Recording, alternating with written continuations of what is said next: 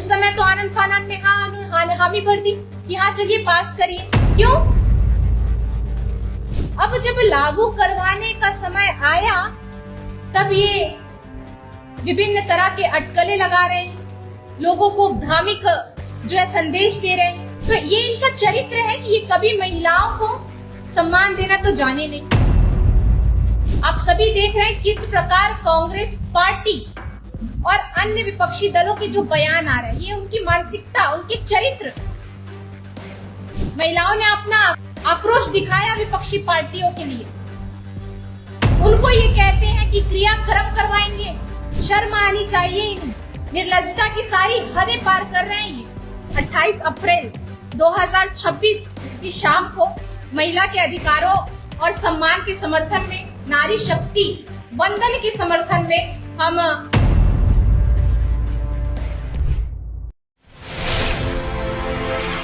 सर्वप्रथम आप सभी को मेरा नमस्कार है।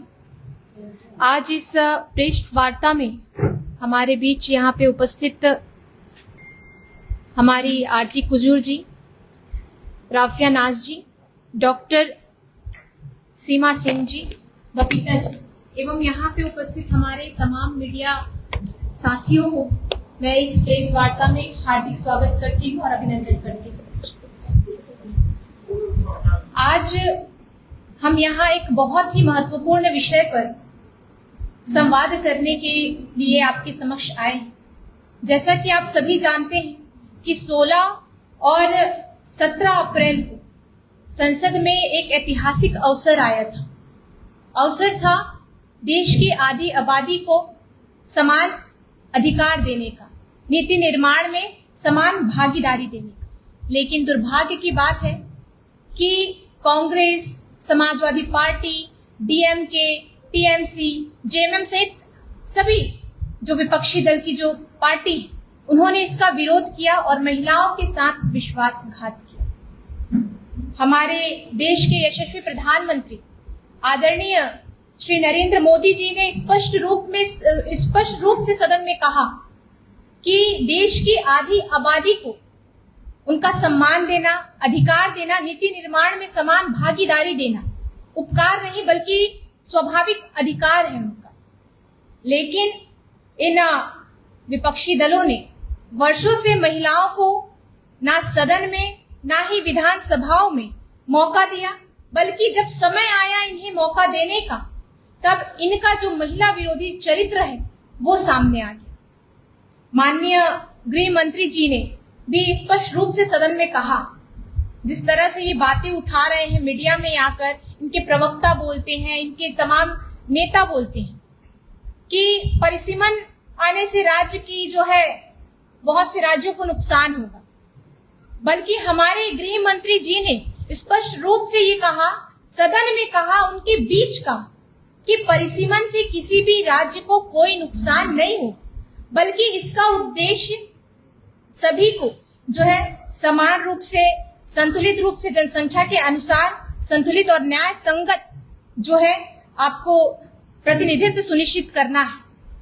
लेकिन कुछ दल जो है विपक्षी party, Congress, JMM, Samajwadi party, इन सभी का ये कहना, ये लोग यही भ्रम फैला रहे हैं सभी के बीच और हमारे देश के आधी आबादी के सहित सभी लोगों को जो है भटकाने का प्रयास कर रहे हैं, उत्तर दक्षिण के रूप में ये भ्रम फैलाने का प्रयास कर रहे हैं। जबकि सच्चाई ये है कि नारी शक्ति वंदन अधिनियम का क्रियान्वयन परिसीमन से ही जुड़ा हुआ है। ये अभी की बात नहीं, जब 2023 में जब इसे लाया गया था तब से ही जनगणना और परिसीमन की बात उसमें लिखी गई कि ये शर्त रखी गई कि जनगणना और परिसीमन होने के बाद ही महिला आरक्षण लागू हो सकेगा। सभी विपक्षी दल जानते थे, तभी इन्होंने उस समय तो आनंद फानन में हामी भर दी कि हाँ चलिए पास करिए। क्यों? क्योंकि 6 महीने बाद लोकसभा का चुनाव था, इन्हें डर था महिलाएं अपना आक्रोश दिखाएंगी, इसलिए उस समय इन्होंने पास करवा दिया। अब जब लागू करवाने का समय आया तब ये विभिन्न तरह के अटकलें लगा रहे हैं, लोगों को भ्रामिक जो है संदेश दे रहे हैं, भ्रम में डाल रहे हैं, उत्तर दक्षिण के भ्रम में डाल रहे हैं। तो ये इनका चरित्र है कि ये कभी महिलाओं को सम्मान देना तो जाने नहीं। आप सभी देख रहे हैं किस प्रकार कांग्रेस पार्टी और अन्य विपक्षी दलों के जो बयान आ रहे हैं, ये उनकी मानसिकता, उनके चरित्र पूरी तरह से समाज के बीच आ रही है।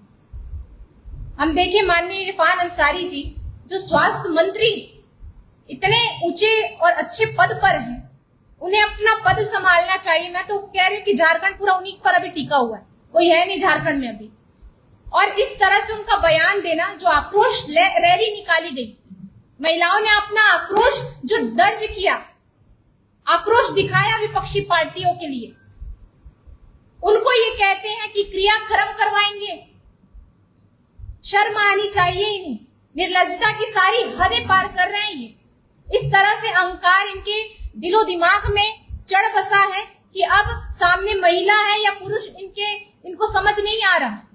तो ये इनका चरित्र है जो उजागर हो रहा है धीरे धीरे। और इसी क्रम में हम सभी जानते हैं कि देश की आधी आबादी को जो सम्मान देने का काम किया है हमारे देश के यशस्वी प्रधानमंत्री आदरणीय मोदी जी ने दिया। पंचायत स्तर से जो है महिलाओं को प्रतिनिधित्व करके जो महिलाएं सफल नेतृत्व कर रही हैं, अब वो महिलाएं को मौका मिलना चाहिए कि वो सदन में आए, विधानसभाओं में आए और अपना नेतृत्व करे, अपने क्षेत्र का नेतृत्व करे। क्योंकि हम सभी जानते हैं जब महिलाओं को मौका मिलता है, ये मेरा पर्सनल अनुभव भी है, व्यक्तिगत अनुभव भी है, जब महिलाओं को मौका मिलता है तो वो संवेदनशीलता के साथ हर एक मुद्दों पर विचार करती है, चर्चा करती है और समाधान निकालने का प्रयत्न करती है। इसी क्रम में जिस तरह से आपने देखा कि हमारे तमाम महिला शक्ति ने, हमारे राज्य की महिला शक्ति ने जो है मोदी जी का धन्यवाद देते हुए विपक्षी पार्टी जिन्होंने इस बिल का, इस विधेयक का विरोध किया, उनके प्रति जो आक्रोश मार्च निकाला था उसमें तमाम महिलाएं शामिल हुई थी, गांव-गांव से आई महिलाएं शामिल हुई थी। इसी क्रम में हम अब जो है मशाल जुलूस निकलवा रहे हैं। इस क्रम में 28 अप्रैल 2026 की शाम को महिला के अधिकारों और सम्मान के समर्थन में, नारी शक्ति वंदन के समर्थन में हम जो है एक विशाल मशाल जुलूस जो है आयोजित करने जा रहे हैं।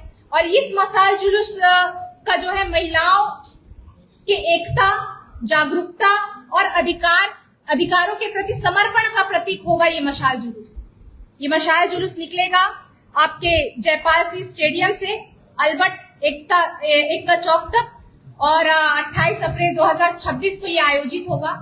मेरा यही कहना है आपके प्रेस मीडिया बंधुओं के माध्यम से कि जितनी महिलाएं इस प्रेस वार्ता को देख रही हैं, जितनी महिलाएं हमसे कनेक्ट हो पा रही हैं, मैं आप सभी से विनम्र रूप से आग्रह करती हूँ आप आए और इस आयोजन में जो है भागीदारी अपना सुनिश्चित करें, ताकि हम महिलाओं की जो शक्ति है, महिलाओं की जो ताकत है, वो हम ये विपक्षी पार्टी को दिखा सके।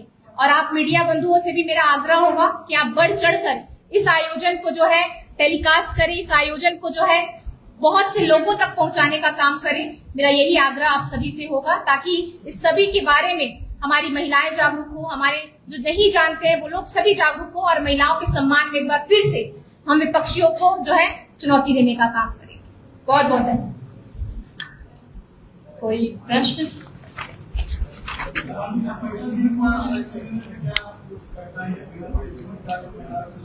जी जी, क्या बोल रहे हैं? हाँ, देखिए, बिना परिसीमन, सबसे पहले मैं आप सभी को बता दूं कि 2023 में जो बिल लाया गया उसमें साफ तरीके से लिखा हुआ था कि जनगणना और परिसीमन होना ही होना है। तभी इन विपक्षी पार्टियों ने उस समय स्वीकृति भर ली कि हाँ ठीक है, पास किया जाए। किया था कि नहीं किया था? आज ये प्रेस वार्ता करके सब बोल रहे हैं ना कि हमने तो उस समय पास करवा दिया था। आप ये समझिए, मैंने अभी भी अपने स्पीच में कहा और माननीय गृह मंत्री जी ने भी ये कहा कि परिसीमन महिला आरक्षण से जुड़ा हुआ है। चाहे कुछ भी हो जाए, परिसीमन तो होना ही होना। जिस तरह से ये भ्रम फैला रहे हैं कि कुछ राज्यों का प्रतिनिधित्व कम हो जाएगा, ये भ्रम भी जो है इसको पूरी तरह से गलत साबित किया था हमारे गृह मंत्री जी ने भरी सदन में। तब इन्होंने एक शब्द नहीं उठाया। 50% की वृद्धि की गई थी हर एक राज्य की सीटों पर। तो मुझे नहीं लगता कि किसी प्रकार से गलत किया गया। बस इनकी मंशा नहीं है कि महिलाओं को हम जो है प्रतिनिधित्व करने का मौका दे, एक अवसर प्रदान करे, क्योंकि इन्होंने तो कुछ किया नहीं है, सिर्फ जातिवाद और जो है आप तुष्टीकरण की राजनीति की है।